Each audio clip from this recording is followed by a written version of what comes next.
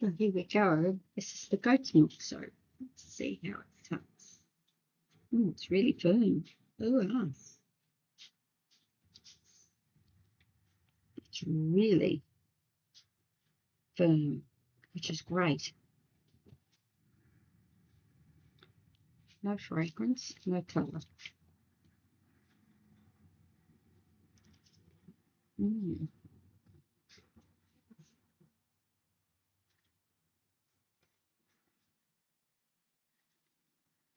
Look forward to giving this a try.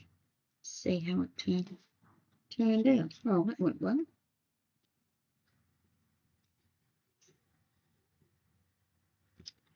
These things happen. We have a soap knife. We'll use that.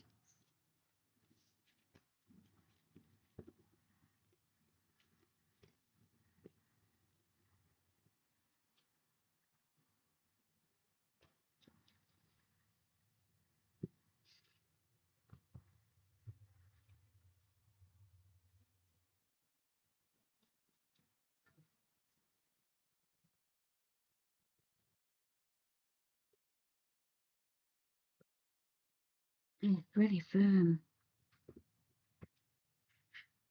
Because I used a water discount. Well, it was a goat's milk discount actually. So it has firmed up really hard, which is good. A couple of weeks on the curing side, it should be really good to go. So anyway, there we go. No fragrance, nothing. And that's exactly what you want when it's goat's milk soap. You don't want it to have a smell unless you're putting a fragrance in. But very happy with the texture. It's firm, really firm. It was about a 20% discount. So very happy with that, how that's turned out. So give it a bit of a bubble test at some point and show you what that looks like.